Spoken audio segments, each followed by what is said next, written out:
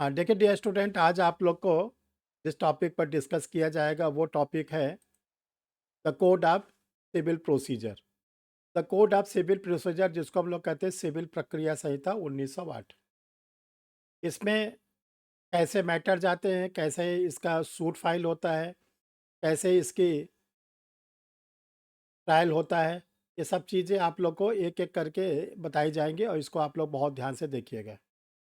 देखिए, जो civil procedure code है, इसमें 158 सेक्शंस है और 51 ऑर्डर है। सीपीसी में 2 चीज़ें साथ-साथ चलती हैं, एक तरफ चलेगी सेक्शन और दूसरे तरफ चलेगी ऑर्डर। सेक्शन में सिविल नेचर के जो सूट होते हैं, उसके प्रिंसिपल को बताया जाता है, जिसको डॉक्ट्रिन कहते हैं, और ऑर्डर में उस प्रिंसिपल के अकॉर्डिंग सिविल सूट को कैसे हम लोग ट्रायल में लाते हैं, उसके बारे में बताया जाता है। जैसे हम लोग इसके जो डॉक्ट्रिन है, डॉक्ट्रिन लैटिन वर्ड है, इंग्लिश में इसको कहते हैं प्रिंसिपल, हिंदी में कहते हैं सिद्धांत। जैसे एक-एक प्रिंसिपल हम लोग पढ़ेंगे। डॉक्ट्रिन ऑफ रेस सब्जुडिस, विचाराधीन न्याय का सिद्धांत। डॉक्ट्रिन ऑफ रेस जुडिकाटा, प्रांग न्याय का सिद्धांत। ये जो सेक्शन 10 और सेक्शन 11 में 2 डॉक्ट्रिन दिए गए हैं, बहुत ही इंपॉर्टेंट है और इस डॉक्ट्रिन पर ही सीपीसी बेस करती है।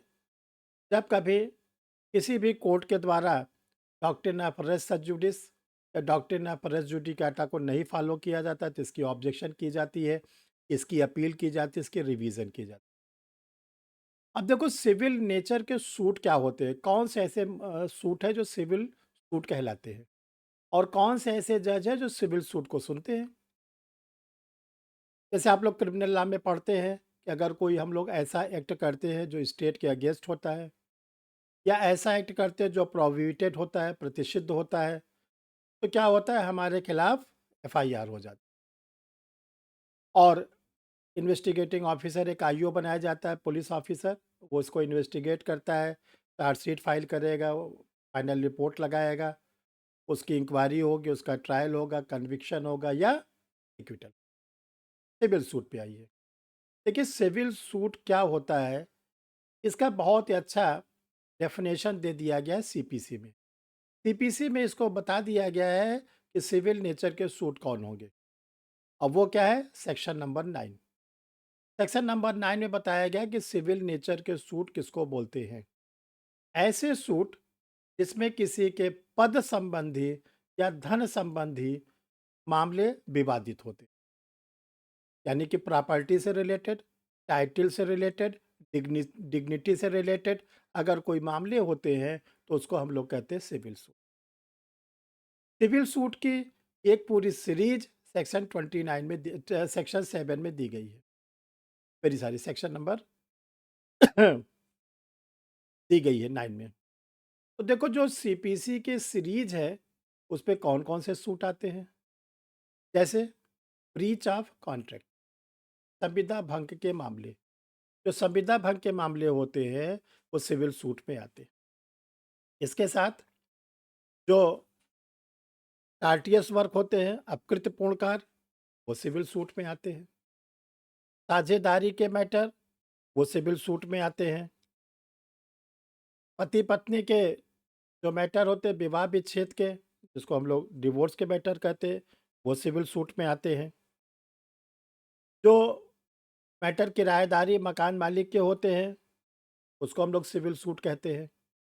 तो पूरी एक सीरीज जो है सीपीसी के सेक्शन 9 में दी गई है, सिविल सूट।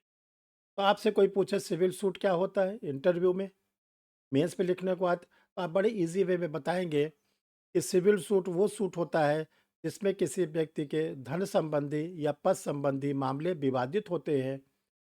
धन संबंधी को बोलते हैं प्रॉपर्टी से रिलेटेड, संपत्ति से संबंधित, और पद संबंधी को बोलते हैं आपके डिग्निटी से, आपके टाइटल से, स्वत्व से, हक से। फिर आप एक दो एग्जाम्पल बता सकते हैं जो हमने आपको बताया। अब देखिए, जिस व्यक्ति के पद संबंधी या धन संबंधी अधिकार विवादित हुए, जिसके क्या हुए, लीगल राइट टूटे, वो व्यक्ति कहलाएगा पीड़ित व्यक्ति। वो व्यक्ति कहलाएगा पीड़ित व्यक्ति, विक्टिम। जो विक्टिम होता है उसको बोला गया कि आपको सिविल सूट लाना है, आप सिविल सूट लाओगे तो आपका नाम होगा प्लेंटिफ, तो आपका नाम होगा वादी, ठीक है? और जिस व्यक्ति ने आपके विधिक अधिकार को तोड़ा, चाहे धन संबंधी, चाहे पद संबंधी, उस व्यक्ति को आप बनाओगे प्रतिवादी, डिफेंडेंट। तो देखो डियर स्टूडेंट, जो सिविल सूट होता है वो चलता है प्लेंटिफ वर्सेस डिफेंडेंट, वादी बनाम प्रतिवादी। ठीक है, इतनी बात क्लियर है? वादी बनाम प्रतिवादी। अब जो वादी हैं, प्लेंटिफ है, वो सिविल सूट कैसे लाएंगे? कौन सी एप्लीकेशन देंगे? किस सेक्शन में देंगे? किस ऑर्डर में देंगे? तो देखो, जो प्लेंटिफ होता है वो जो सूट लाता है उसको बोलते हैं प्लेंट। उसके द्वारा दी गई एप्लीकेशन को बोलते हैं प्लेंट। प्लेंट को हिंदी में कहते हैं वाद पत्र। अब जो प्लेंट होता है वो सेक्शन 26 सीपीसी के सेक्शन 26 में बताया गया है कि प्लेंटिफ अपने प्लेंट को 2 कॉपी में कोर्ट के सामने लाए। प्लेंटिफ अपने प्लेंट को 2 कॉपीज़ में 2 कॉपी में कोर्ट के सामने लाए। एक ओरिजिनल कॉपी, एक उसकी सेकंड कॉपी। देखिए, जो सेकंड कॉपी होती है वो वेरिएबल होती है। जो फर्स्ट कॉपी होती है वो कांस्टेंट होती है। फर्स्ट कॉपी हर समय एक ही आएगी ओरिजिनल, जो कोर्ट में सबमिट हो जाती है, कोर्ट अपने पास रख ले। जो सेकंड कॉपी है वो वेरिएबल है, वो कोई ज़रूरी नहीं कि एक ही कॉपी में दिया जाए। सेकंड कॉपी हर समय डिपेंड करता है नंबर ऑफ पेंडेंट, प्रतिवादियों की संख्या पर द्वितीय प्रति निर्भर कर। अगर प्रतिवादियों की संख्या 2 है तो सेकंड कॉपी 2, प्रतिवादियों की संख्या 3 है, सेकंड कॉपी 3, प्रतिवादियों की संख्या 1 है, तो सेकंड कॉपी 1, प्रतिवादियों की संख्या 50 है, सेकंड कॉपी 50। तो आपको ओरिजिनल कॉपी एक ही देना है जो कोर्ट में सबमिट होगी। जो सेकंड कॉपी होगी वो डिपेंड करेगा नंबर ऑफ डिफेंडेंट, ठीक है? अब देखिए, जब प्लेंटिफ ने सेक्शन 26 अपना प्लेंट कोर्ट में दिया, अब ये जो प्लेंट की फ्रेमिंग होती है इसको हम लोग बोलते हैं प्लीडिंग, ड्राफ्टिंग। प्लेंट में क्या लिखेंगे, प्लेंट को कैसे लिखना है? तो देखो, प्लेंट में कहा जाता है कि आपको किस किस ऑर्डर का सहारा लेना है, किस किस ऑर्डर को फॉलो करना है। ऑर्डर फर्स्ट, ऑर्डर 4, ऑर्डर 7 को ध्यान में रख। जो प्लेंटिफ अपना प्लेंट जो लाएगा उसमें उसको ऑर्डर फर्स्ट, ऑर्डर 4, ऑर्डर 7 को ध्यान में रखना पड़ेगा, और उस क्या नाम है प्रोफार्मा को, उस लैंग्वेज को लिखते हुए 2 कॉपी में अपना प्लेंट को तैयार करेगा और कोर्ट में सब। जो ओरिजिनल कॉपी है वो एक ही रहेगी, वो कांस्टेंट होती है, और जो सेकंड कॉपी है वो वेरिएबल होता है, वो घटता रहता है, बढ़ता रहता है। इसके ऊपर डिपेंड करता है नंबर ऑफ डिफेंडेंट, विवादियों की। जब कोर्ट में प्लेंटिफ के द्वारा अपना प्लेंट फाइल कर दिया जाता है तो कोर्ट क्या करती है? फर्स्ट हियरिंग, प्रथम सुनवाई करती है, जिसमें कोर्ट को ये तय करना होता है इसके प्लेंट को हम एडमिट कर रहे हैं या इसके प्लेंट को रिजेक्ट, इसके प्लेंट को हम सुनवाई के लिए स्वीकार कर रहे हैं या इनकार कर रहे हैं। अगर प्लेंट के इनकार कर दिया जाता है, प्लेंट खत्म हो गया।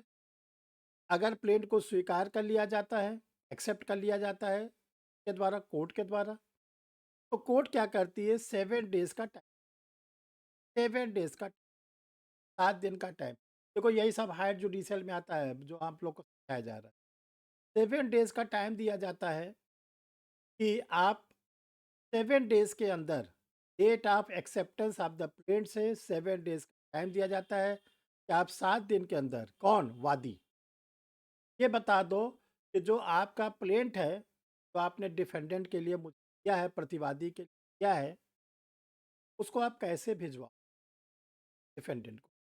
क्या आप स्वयं दोगे या आप कोर्ट के एम्प्लॉय के द्वारा भिजवाओगे या आप रजिस्टर्ड डाक से भिजवाओगे? या आप स्पीड पोस्ट से भिजवाओगे या आप प्राइवेट कोरियर से भिजवाओगे। ये प्लेंटिफ से कोर्ट पूछ कोर्ट अगर प्लेंटिफ कहता है कि मैं खुद ही रिसीव करके उसके रिसीविंग आपको दे दूंगा, तो कोर्ट कहता है ले सेकंड कॉपी जाइए तो रिसीव आके मुझे दे दीजिए। मैं सेटिस्फाई हो जाऊँ कि डिफेंडेंट को, प्रतिवादी को वाद पत्र की कॉपी मिल आता है। जब प्लेंटिफ ये कहता है कि नहीं मैं कोर्ट के द्वारा भिजवा, तब ये कहा जाता है कोर्ट के द्वारा भिजवाओगे तो कैसे भिजवाओगे? कोर्ट के एम्प्लाई के द्वारा,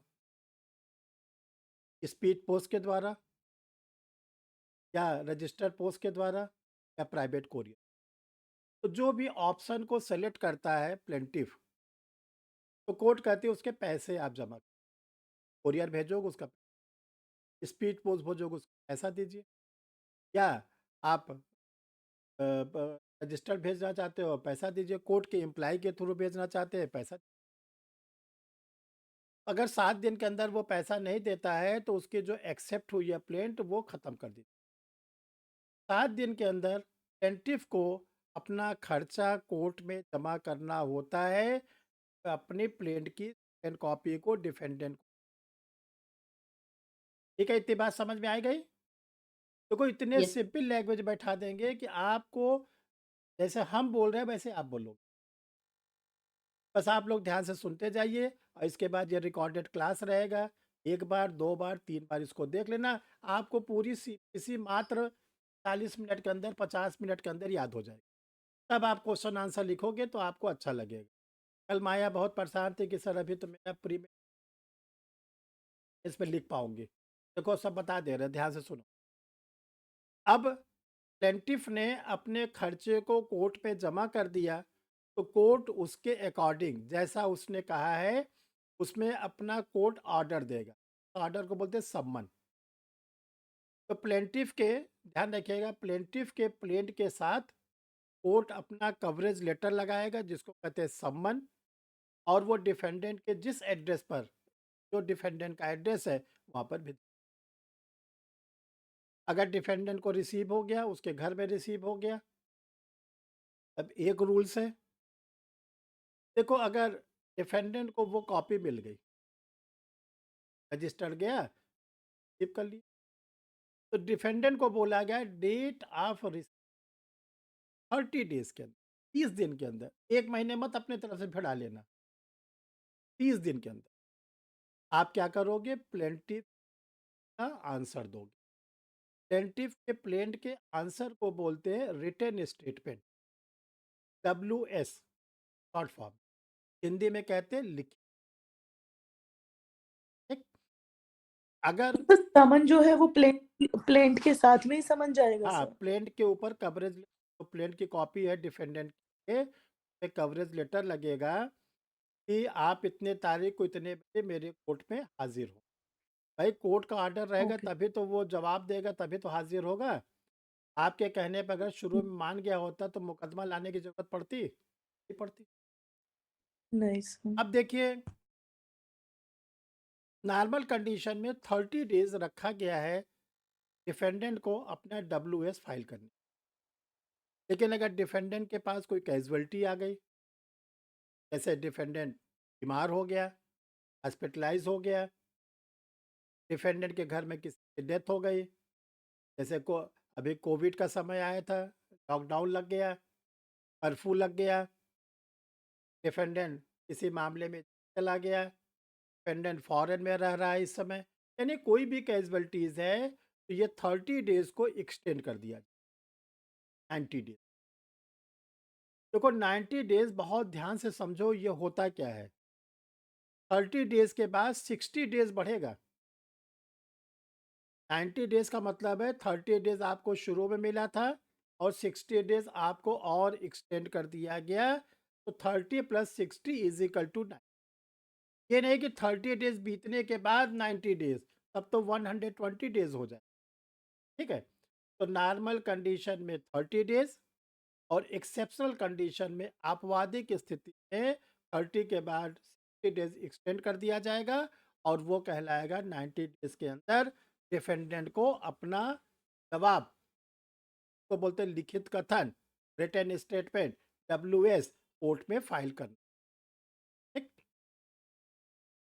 अब देखिए, अगर डिफेंडेंट ने फाइल कर दिया तब क्या होगा, और डिफेंडेंट ने प्रिस्क्राइब पीरियड के अंदर अगर नहीं फाइल किया तब क्या।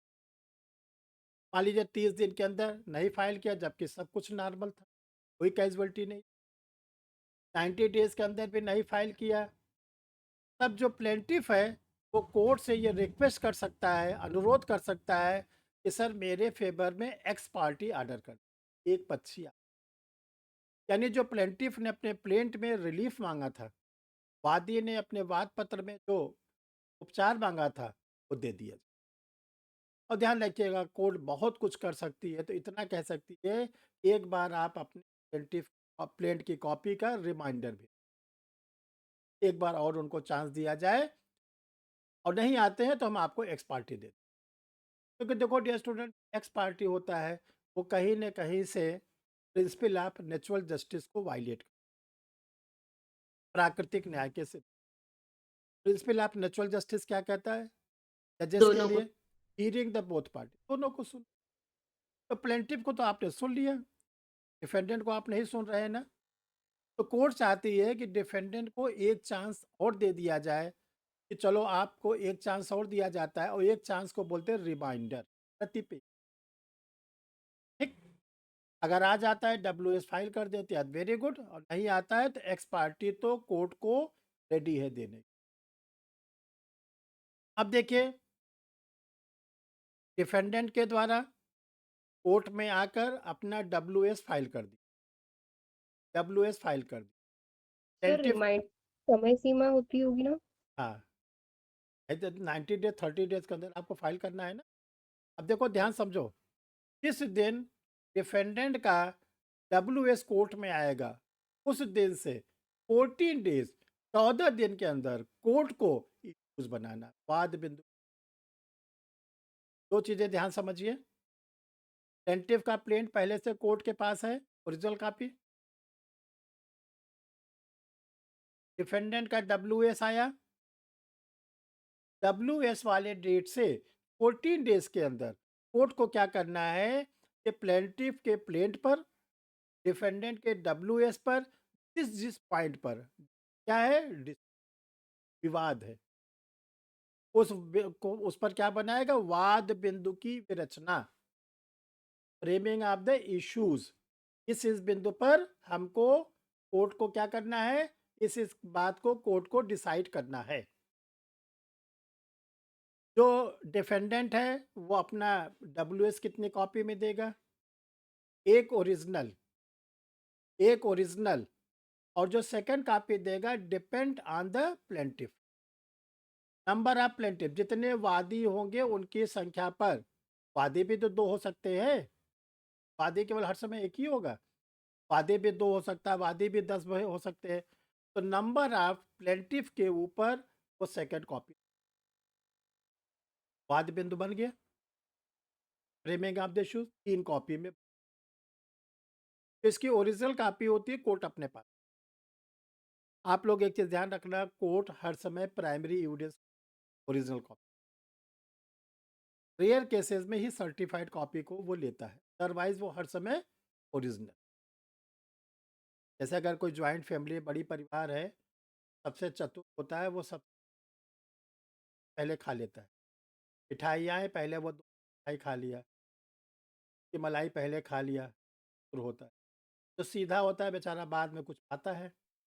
तो कोर्ट भी बहुत चतुर होती, वो कहती नहीं, हमें भी आप क्या करो, मिठाइयाँ रबड़ी पहले दो, यानी ओरिजिनल, हम सेकंड कॉपी को नहीं। ठीक है। अब ये कहा गया इश्यूज बनने के डेट से 15 डेज, 15 दिन, 15 दिन का टाइम दिया जाएगा प्लेंटिफ को, 15 दिन का टाइम दिया जाएगा इसलिए इसलिए टाइम दिया जाएगा, आप लोग अपने विटनेसेस की जमा कर दो, साक्षियों की नाम सहित, कि आप इस मुकदमे में कौन कौन से साक्षी को कोर्ट में प्रोड्यूस कर। साक्ष्य का मतलब इंडियन एविडेंस एक्ट की सेक्शन नंबर 3, साक्ष्य जो होता है 6 प्रकार से हम लोग कोर्ट में ला, सातवां कोई भी नहीं। या तो हम लोग ओरल एविडेंस दें, पहला मौखिक साक्ष्य। दूसरा कहा गया है कि हम लोग परिस्थितिजन्य साक्ष्य दें, सर्कमस्टांसेस एविडेंस दें। तीसरा कहा गया रियल रियल एविडेंस दें, भौतिक साक्ष्य दें। फोर्थ नंबर पे कहा गया है कि हम लोग प्राइमरी एविडेंस दें और या सेकेंड। जो हियर से एविडेंस है जो आप लोग बुक पे पढ़ते हो वो रेयर केसेस में किया जाता है, जैसे section number 6 Indian evidence act, section number 32 का पार्ट फर्स्ट लाइन डिक्लेयर, वहाँ पर। अदरवाइज हियर से एविडेंस को बोलते हैं सुनी। तो कोर्ट कहता है प्लेंटिफ से और डिफेंडेंट से कि आप सिविल ट्रायल में जिन जिन केसेस को चाहे वो पर्सन के रूप में चाहे वो डॉक्यूमेंट के रूप में देना चाहते हो उसकी लिस्ट आप ध्यान रखिएगा। जो लिस्ट आप फाइल करोगे उसी लिस्ट के एविडेंस को ही कोर्ट में आप प्रोड्यूस कर सकते हो, उसके अलावा नहीं। ठीक, ये सब जो बातें आपको बता रहे हैं 1999 और 2002 जो सीपीसी में ग्रेट चेंजेस हुआ है, इसकी वजह से सिविल सूट अब जल्दी निपट के द्वारा, और इसी से रिलेटेड क्वेश्चंस आपके एग्जामिनेशन। जब विटनेसेस की लिस्ट कोर्ट में फाइल हो जाएगी तब कोर्ट डेट लगाएगी एग्जामिनेशन। जैसे आप लोग फॉर्म भर देते हो, फॉर्म आपका एक्सेप्ट हो गया, ठीक है। अब कोर्ट क्या करेगी, प्री का डेट एमपी के लिए पहले से बता रखिए 14 जनवरी को अप्रैल, है ना। तो ऐसे कोर्ट क्या करेगी, अपडेट लगा देगी एग्जामिनेशन, इसमें इंडियन एविडेंस एक्ट के सेक्शन 137 138 को यूज। एग्जामिनेशन इन चीफ, मुख्य परीक्षा, क्रॉस एग्जामिनेशन, पुनः परीक्षा, अप्रति परीक्षा, एग्जामिनेशन। तो सबसे पहले जो परीक्षा होगी किसकी होगी, प्लेंटिफ। प्लेंटिफ सिविल केसेस में बर्डन ऑफ प्रूफ जो होता है वो होता है प्लेंटिफ, वादी पर। क्रिमिनल केसेस में जो बर्डन ऑफ प्रूफ होता है वो होता है प्रोसिक्यूशन या कंप्लेनेंट। ये बात कैसे पता चलेगी, हम बोल रहे हैं, बोलिए। जो पार्टी असफल हो जाएगी उसके ऊपर साबित करने का भार होगा। कहाँ कहाँ पढ़ा आपने। तो 102(1) ऑफ एविडेंस एक्ट। हाँ, तो आप ये ध्यान रखिएगा सेक्शन 101 में कहा गया है बर्डन साइन किया। सेक्शन 102 में बोला गया है कि सबूत का भार किस। तो जो पक्षकार अगर कोर्ट में साक्ष्य नहीं देगा, जिसका मामला असफल होगा, उसके पे मान लीजिए वादी कोर्ट में कोई साक्ष्य नहीं और प्रतिवादी भी नहीं, परीक्षा में तो कौन हारेगा, वादी। वादी हारेगा ना। वादी ही तो उपचार मांग रहा है, रिलीफ मांग रहा है। ये अजय शर्मा जी समझ में आ रहा है। बिल्कुल सर, बिल्कुल। अगर वादी परीक्षा के दौरान उपस्थित होता है, कोई भी साक्ष्य नहीं देता है और प्रतिवादी भी डेट पर आता है और कोई साक्ष्य नहीं, तो जो मुकदमा हारेगा, जो असफल होगा, उसी पर क्या होगा, सबूत का भार। तो चूंकि वादी सफल हो रहा है तो वादी के ऊपर सबूत का, जैसे आप जुडिशरी के एग्जाम वाले दिन नहीं जाते तो जो हाई कोर्ट है वो असफल होगा कि आप असफल होगे। हम लोग स्टूडेंट। अब आपने सोचा हाई कोर्ट को एक पोस्ट खराब कर दे, हम नहीं जाएंगे, कुछ मिलेगा आपको। अरे आप अपने को खराब करो, हाई कोर्ट को क्या करोगे खराब। तो जैसे आप एग्जाम के दिन नहीं गए, आपका कैंडिडेचर उसी दिन कैंसिल, खत्म। तो देखो सेक्शन नंबर 102 में डिफाइन किया गया बर्डन 102 में, तो सबूत का भार वादी पर। तो वादी का सबसे पहले क्या होगा, एग्जामिनेशन। कोर्ट के सामने वादी को अपने सारे स्टेटमेंट को बोलना पड़े। फिर जो डिफेंडेंट के एडवोकेट है, प्रतिवादी के अधिवक्ता, वो क्या करेंगे, वादी का क्रॉस एग्जाम, प्रति परीक्षा। देखिए जो क्रॉस एग्जामिनेशन होता है वो हर समय इंटोग्रेटिव फॉर्म में होता है, प्रश्न सूचक रूप। कहाँ रहते हो, क्या करते हो, कितने महीने का किराया नहीं मिला है, इसको किराएदार कब रखे थे, ठीक है, ऐसे प्रश्न। क्योंकि क्रॉस एग्जामिनेशन ही जो होता है वो ट्रायल का सबसे इम्पॉर्टेंट पार्ट होता है। जैसे हम लोग का जो बॉडी है ये कब तक चलती है, जब तक हार्ट फंक्शन नहीं किया तो लोग बोलते हैं हार्ट अटैक हो गया। अभी बैठे थे हमसे बात कर, बैठे बैठे गिरे, मर गए, हार्ट अटैक। अच्छा अगर दिमाग खराब हुआ, माइंड गड़बड़ हुआ तो जिंदा रहोगे? हाँ। बिल्कुल जिंदा रहेंगे। लोग कहेंगे पगलवा पगलिया, ऐसा थोड़ी नहीं कि आप मर जाओगे। दिमाग काम न करने पे मर थोड़ी नहीं जाते हम लोग। बस ये होता हम लोग सेंसलेस हो जाते हैं, जिसको आईपीसी के सेक्शन 84 में कहा गया है लूनेटिक पर्सन, साउंड माइंड। मरेंगे थोड़ी नहीं। तो हम लोग के बॉडी का जो सबसे इम्पोर्टेंट पार्ट है वो, इसीलिए उसको बड़े ध्यान रखिएगा। बायोलॉजी में पढ़ाया जाता है कि उसको हम लोग के शरीर में ऐसी जगह कवरेज किया जाता है कि जल्दी वो डैमेज ना हो। वो डैमेज होगा तो अपने आप होगा, ठीक। और ब्रेन, हम लोग का देखो जो दिमाग है खोपड़ी है पीछे, जहाँ पे पिट्यूटरी ग्लैंड्स होती है, सेरिबलम होता है, वहाँ पे हम लोग का रखा, वो भी जल्दी नहीं टूटता उड़ता, खराब होता है। इसीलिए बोला जाता है कि दो पहिया जब गाड़ी चलाओगे आप, चलाने वाला भी हेलमेट लगाएगा और जो बैठेगा वो भी, ठीक। तो ये ध्यान रखना, ट्रायल का सबसे इम्पोर्टेंट पॉइंट होता है क्रॉस। इसीलिए जो क्लाइंट होता है वो बड़े एडवोकेट को हायर करता है, एक्सपीरियंस वाले एडवोकेट को हायर करता है, क्योंकि वो जानता है कि मेरे एडवोकेट अगर क्रॉस एग्जामिनेशन कर लेंगे तो मुकदमा जीत। के बाद री एग्जामिनेशन के बाद अब जो प्लेंटिफ के एडवोकेट है डिफेंडेंट का करेंगे क्रॉस एग्जामिनेशन। जब एग्जामिनेशन ही सबसे ज़्यादा टाइम टेक है, इसके बाद दोनों पार्टीज के एडवोकेट, तो आप लोग देखते हो, आप लोग को आंसर राइटिंग में और उसको जजमेंट राइटिंग आया भी है, विद्वान अधिवक्ता, वादी के विद्वान अधिवक्ता और प्रतिवादी के, दोनों लोग क्या करते हैं, आर्गूमेंट। बहस के दिन क्या करेंगे कि जो भी उन लोग का केस है उससे रिलेटेड कोशिश करते हैं honourable high court, honourable court के केस को कोर्ट के सामने कि देखिए ये ऑनरेबल सुप्रीम कोर्ट ने हमारे ही मामले में ऐसा कहा है। क्योंकि आप लोग को पढ़ाया गया है सुप्रीम कोर्ट के द्वारा दिया गया निर्णय आर्टिकल 141 इंडियन कॉन्स्टिट्यूशन में होल द इंडिया पर इम्प्लीमेंट, सभी कोर्टों के ऊपर लागू होता है, सभी व्यक्ति, है ना। जी सर। केवल सुप्रीम कोर्ट स्वयं बाध्य नहीं, सुप्रीम कोर्ट चाहे तो अपने निर्णय को अल्टा पल्टा कर सकता है, करता भी है, लेकिन उसके अलावा किसी को भी ये पावर, न तो किसी कोर्ट को न तो किसी व्यक्ति को ये पावर है कि सुप्रीम कोर्ट के ऑर्डर को, अच्छा नहीं माना तब कॉन्टेम्प्ट ऑफ कोर्ट कहाँ पर 129 आर्टिकल पे क्या होगा, सर, न्यायालय को उसे दंडित करने की शक्ति होगी। कितना दंड देगा। कैमरा ऑन करिए इस्मत जी, आप लोग से बोल, बहुत जरूरी है। आप बताइए कितना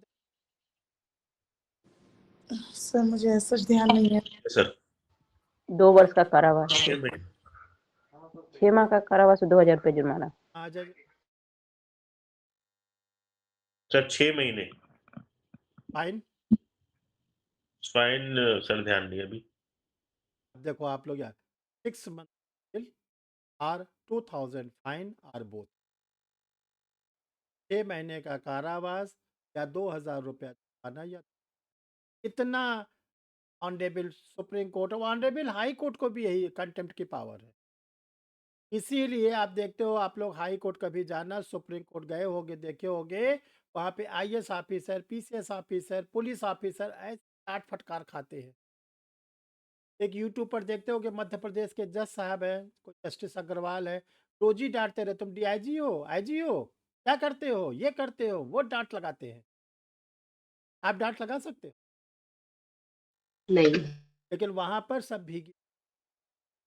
वो जानते हैं कि ये जो जज साहब बैठे हैं कुर्सी पर, अगर हम कुछ भी और भी कुछ बोले गलत, तो यहीं से सेंड टू जेल कर देंगे। और कई IAS officer, IPS officer, police officer को सेंड टू जेल भेज, ये कोर्ट को पावर है, इसीलिए कोर्ट से डरते हैं। ठीक। और जो आप लोग डिस्ट्रिक्ट कोर्ट में जाओगे, एडीजे बन के जाओगे, डीजे बनोगे, जज बनोगे, आपको सीपीसी के सेक्शन 151 में दिया गया है इनहेरेंट पावर। ठीक। तो लोअर जुडिशरी के जजेस देते हैं 151 में, हाई कोर्ट के, सुप्रीम कोर्ट के जजेस देते हैं इस पे, कॉन्स्टिट्यूशन। 120। हाँ। अब देखिए, 129 में तो सुप्रीम कोर्ट देता है, high two court, high two court, 215 high court. 215 में सर।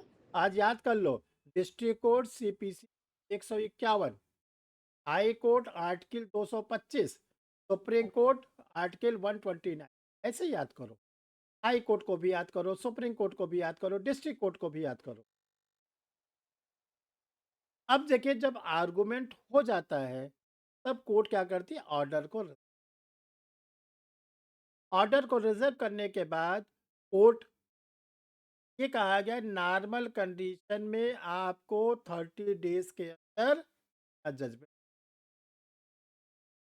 अगर कोर्ट के पास कोई कैजुअलिटी है, मान लीजिए जिस जज साहब ने आर्गुमेंट सुना, उनका ट्रांसफर हो, वो रिटायर हो गए, नए जज साहब आ गए, ऐसी कंडीशन में 60 डेज, 60 दिन के अंदर वो ट्रायल कोर्ट को अपना वो जजमेंट, और अगर 60 दिन से ज़्यादा उनको कोई ज़रूरत पड़ती है तो आंसर रीज़न लिखेंगे कि मैं क्यों 2-4 दिन ज़्यादा में अपना जजमेंट। देखो, सिविल सूट में जो जजमेंट होता है तो बोलते हैं डिक्री के। डिक्री प्लेंटिफ को भी मिल सकती है, डिक्री डिफेंडेंट को भी मिल सकती है, और डिक्री किसी को भी ना मिले, किसी को भी ना मिले। जैसे आप लोग क्रिकेट का मैच देखते हो, ए और बी के बीच में मैच हो रहा है, ए भी जीत सकता है, बी भी जीत सकता है, दोनों में दोनों नहीं जीत सकते, टाइप जिसको बोलते हैं टाई हो, अनिर्णित हो। तो यही क्रिकेट का मैच सीपीसी है। प्लेंटिफ जीता तो प्लेंटिफ का नाम हो जाएगा डिक्री होल्डर, और डिफेंडेंट का नाम हो जाएगा जजमेंटेटर। जो रिलीफ थी वो हो जाएगी जजमेंटेट। वादी का नाम डिक्रीधारी, आज्ञप्तिधारी। प्रतिवादी का नाम निर्णित ऋणी, और जो उपचार की बात हो रही थी वो कहलाएगा निर्णित रिवर्स। अगर प्रतिवादी ने अपने फेवर में सारा प्रूफ कर दिया, डिफेंडेंट ने प्रूफ कर दिया, तो डिफेंडेंट कह रहा है डिक्री हो, और प्लेंटिफ जजमेंट डेटर, रिलीफ। ठीक। क्रिमिनल का अलग मैटर है। क्रिमिनल में या तो एक्यूज पर्सन कन्विक्ट किया जाएगा या एक्विटल किया जाएगा। अब अगर कन्विक्ट किया गया, अलग प्रोसेस, एक्विटल किया गया तो अलग प्रोसेस। अगर एक्विटल किया गया तो एक्यूज कहाँ जाएगा, जेल। एक्विटल पर जेल जाएगा। नहीं सर, सर घर पे जाएगा। अरे मान लीजिए कहते हम घर नहीं जाएंगे, होटल जाएंगे, स्वतंत्र है, कहीं पे भी जा आप सकते बोलिएगा आज से उसको कस्टडी से फ्री, आज से उसको। देखिए, जजेस वगैरह यही चाहते हैं कि क्या बोलो, फ्री क्यों बोल रहे हो।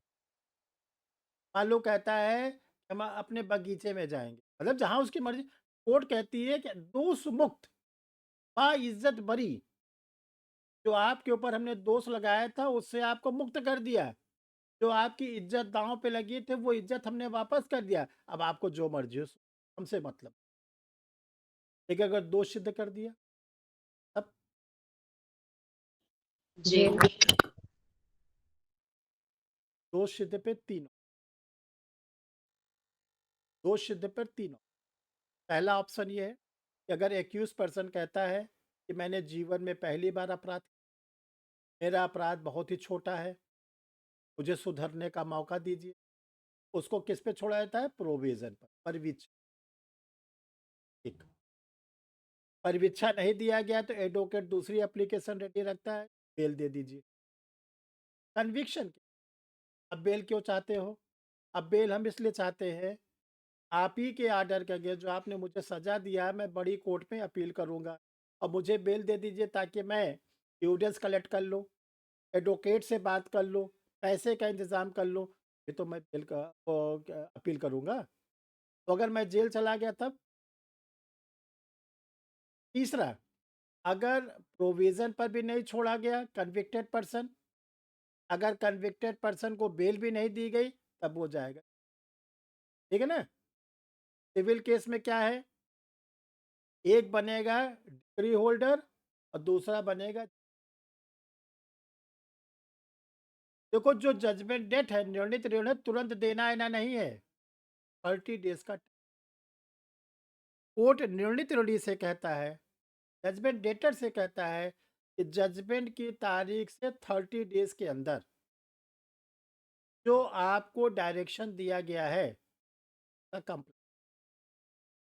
मान लीजिए मकान मालिक किराएदार का झगड़ा है, किराएदार मुकदमा हार गया, तो किराएदार को ये निर्देशित किया जाता है आज से इस दिन के अंदर मकान मालिक का मकान आप खाली कर दें, ठीक? संविदा भंग का मैटर है तो कोर्ट ये आर्डर करती है कि आप 20,000 रुपया डिग्री होल्डर को दीजिए 30 दिन के अंदर, यानी वो आर्डर 30 डेज तक के लिए टाइम रहेगा। फिर 30 डेज में क्या होता है, क्या क्या ऑप्शन है? पहला है कि जो निर्णित ऋणी है वो कोई ज़रूरी है कि जज साहब के जजमेंट को मान ले, अपील भी तो कर सकता है। जी सर। सिविल कोर्ट 3, सिविल जज जूनियर डिवीजन, सिविल जज सीनियर डिवीजन और जिला न्याय। सिविल जज जूनियर डिवीजन जो होते हैं वो 25,000 रुपए तक वाले मॉनेटरी मैटर को, 25,000 से ऊपर 50,000 रुपए तक के मामले सिविल जज सीनियर डिवीजन के द्वारा सुने हैं। 50,000 एक रुपए से लेके आनवर्ड कुछ भी हो, 10 लाख, 20 लाख, 50 लाख, 1 करोड़, 2 करोड़, इसके द्वारा, जज के द्वारा। हाई कोर्ट सिविल कोर्ट है? नो नो नहीं सर। हाँ, आज नो ध्यान सर। रखिए। हाई कोर्ट क्रिमिनल कोर्ट है? Yes sir.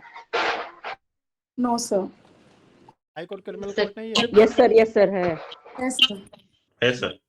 जी जरा जी बताइए कि यस सर। आरपीसी की सेक्शन 28 में क्या कहा गया है? जी सर, हाई कोर्ट है सर। हाँ, आज से ध्यान रखिए। हाई कोर्ट क्रिमिनल कोर्ट है और सेक्शन 28 सीआर है। ऑनरेबल हाई कोर्ट लॉ द्वारा प्रिस्क्राइब कोई भी पनिशमेंट, लॉ द्वारा प्रिस्क्राइब कौन सा पनिशमेंट? आईपीसी के सेक्शन 53, जी में दिए 5 प्रकार। 5 प्रकार। आज से ध्यान रखना, हाई कोर्ट है क्रिमिनल मैटर का ओरिजिनल कोर्ट है, हाई कोर्ट सिविल मैटर का ओरिजिनल कोर्ट नहीं है।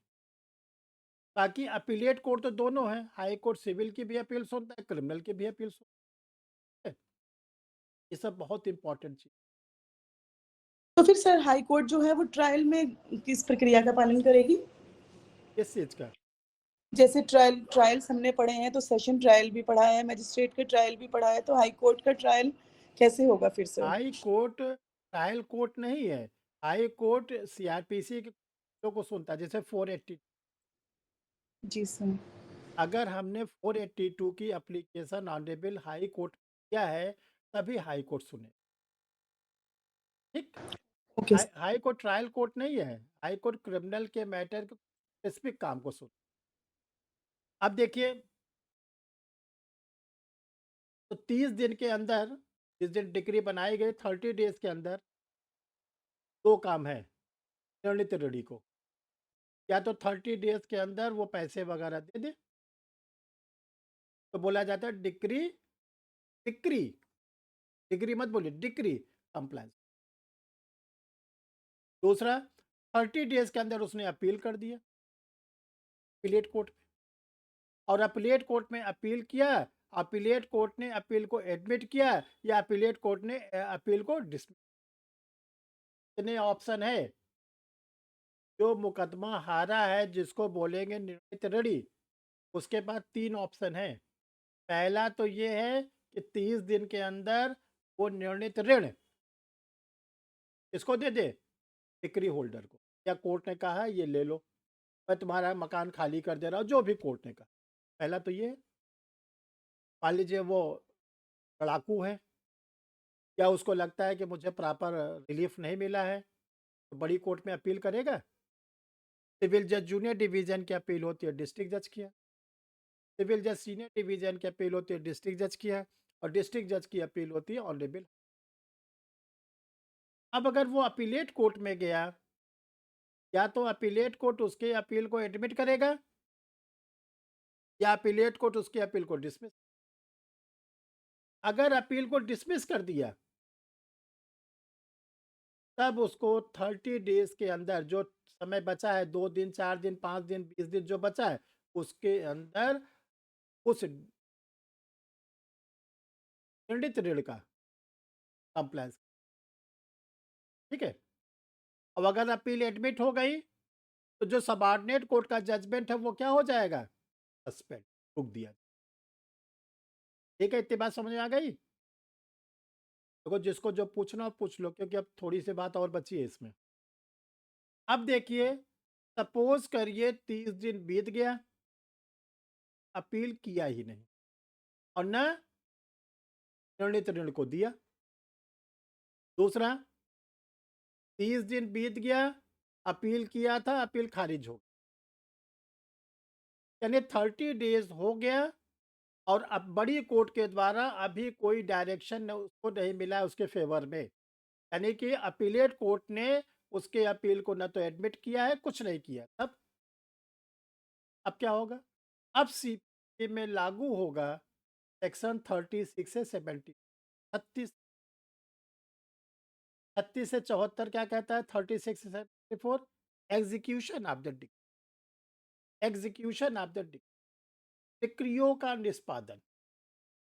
डिक्रियों का निष्पादन ही है सिविल कोर्ट का कंटेम्प्ट ऑफ द कोर्ट।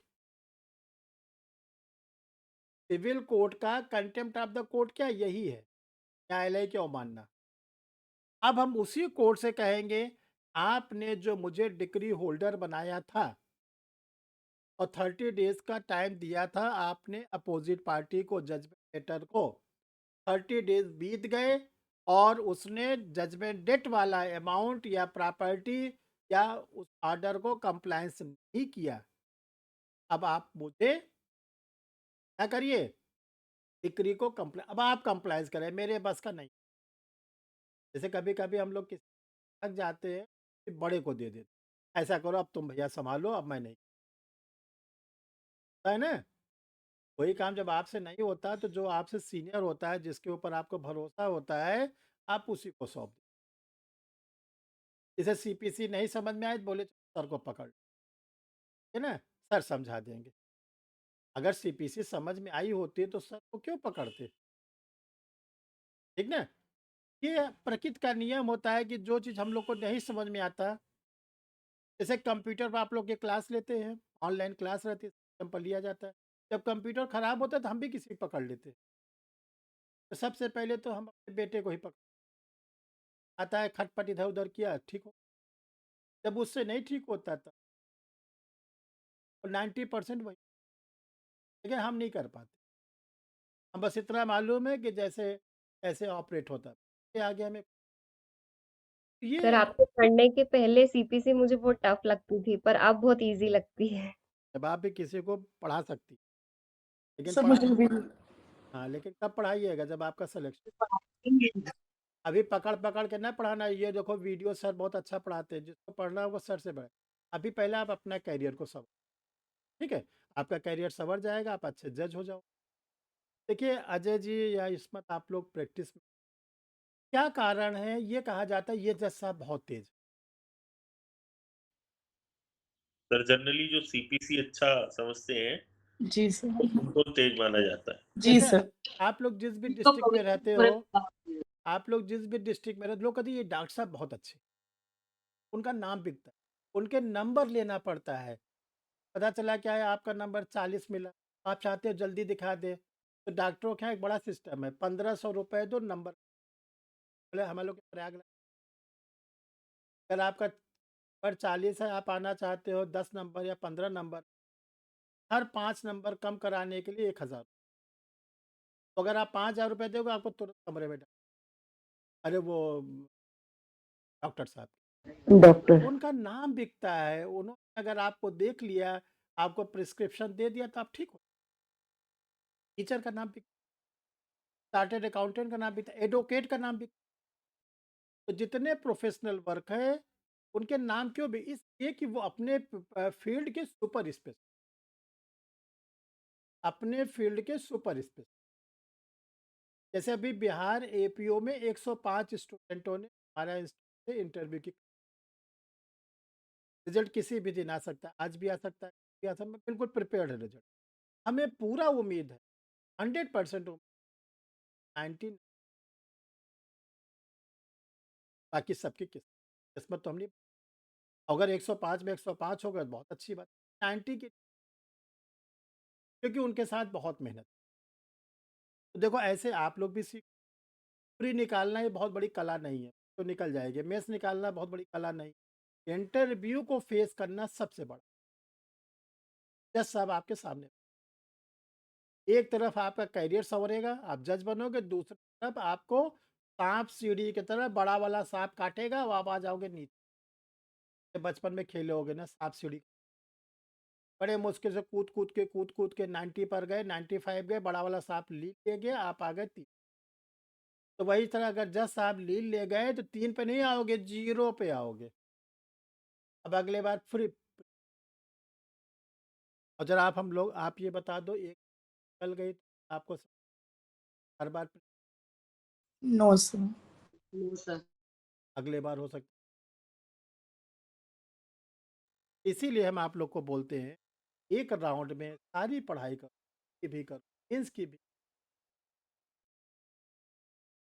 अब देखो, अब जज साहब क्या करेंगे, जब उनके सामने आप गए कि साहब वो डिग्री वाला पैसा दे नहीं रहा, तब 36 से 74 में वो डिग्री का एग्जाम बुलवाएंगे। अब उसको फिर से रीसमन जाए। अब रीसमन किसको जाएगा, प्लेंटिफ को कि डिफेंडेंट को?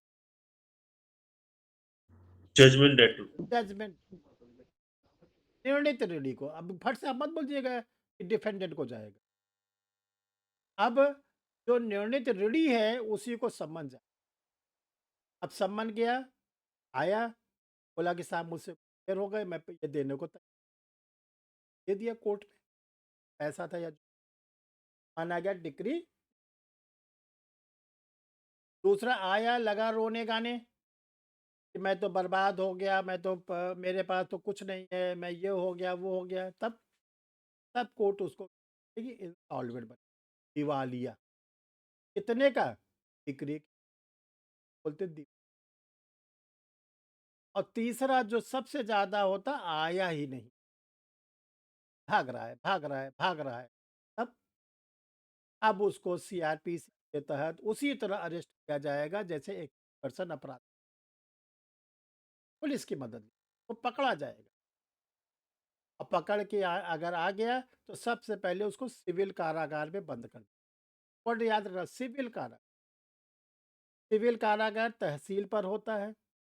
ऐसे लोग जो रेवेन्यू का अमाउंट नहीं देते, राजस्व जमा करते, ऐसे लोग जो कोर्ट का अमाउंट जमा करते, देखो डिग्री का अमाउंट भी रेवेन्यू है, वो भी नहीं जमा करे। ये है आप लोग की। अब केवल देखो, एक दो सेक्शन का टच किया होगा, बाकी आपको हम पूरी फॉर्म में सब, जो चीज़ न समझ में आए तो आप पूछ सकते हो, ठीक है।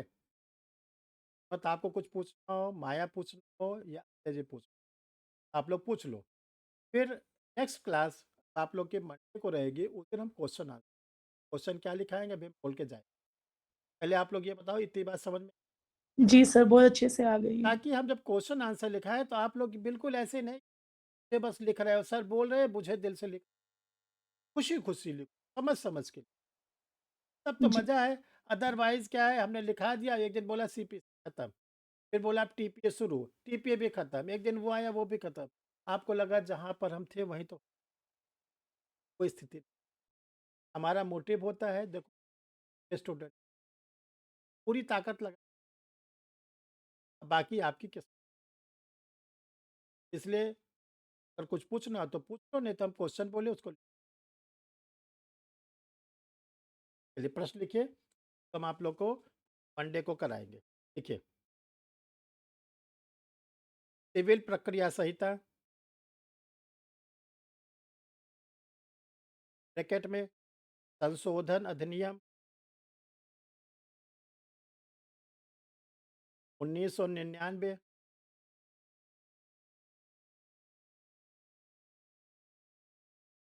था 2002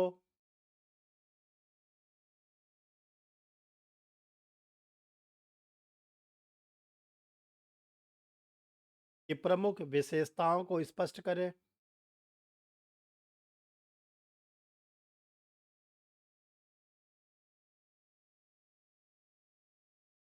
निर्णित वादों की सहायता से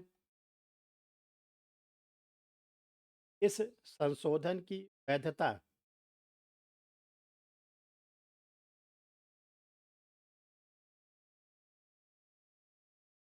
को तय करें।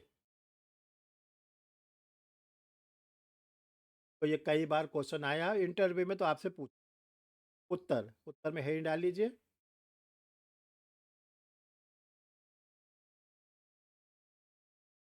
सिविल प्रक्रिया संहिता संशोधन अधिनियम, सिविल प्रक्रिया संहिता संशोधन अधिनियम 1999 तथा 2002 की प्रमुख विशेषताएं, हेडिंग रहेगी।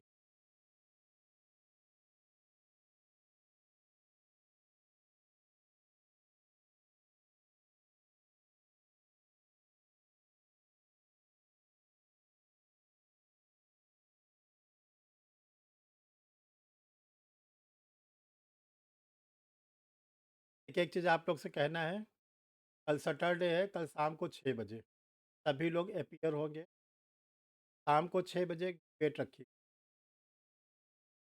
शाम को 6 डेट रखी गई है। डेट का जो टाइटिल है वो टाइटिल ये रखी गई है कि जो यूपी की वैकेंसी एमपी की आई हुई है, में कहा गया है कि 70% जो स्टूडेंट लॉ में पाए हैं एलएलबी में और वो भी विदाउट बैक पेपर, वो फॉर्म डालेंगे। या ऐसे स्टूडेंट एडवोकेट हैं और 3 साल की एडवोकेट के अलावा लोग फॉर्म नहीं डालते। कुछ 70% में रिलैक्सेशन रिजर्व कैटेगरी। तो क्या ये उचित है कि अनुचित? आपको अगर उचित में बोलना है तो उचित में बोलोगे, अनुचित में बोलना है तो अनुचित। देखो ये आगे आने वाला और भी स्टेट में होगा, और हायर जुडिशियल में तो जो अभी 7 साल है उसको भी लाके बढ़ा देंगे। आप लोग कल जो भी आपको बोलना हो, हमारी ओर से कोई आपके लिए फाउंडेशन, लेकिन जो भी आप बोलिएगा ला के दाए, 4 मिनट से ज़्यादा क्या ये सही है? सही है तो क्यों? गलत है तो क्यों गलत है? कल आप लोग शाम को 6 बजे सभी लोग इस डिबेट में ज़रूर जुड़ें। हम देखना चाहते हैं कि आप लोग के क्या ओपिनियन जी है, सर। और जी किसी सर। किसी और को भी जोड़ना चाहते हैं तो आउटसाइडर भी जुड़, सभी के लिए कल शाम को 6 बजे। Thank you dear student.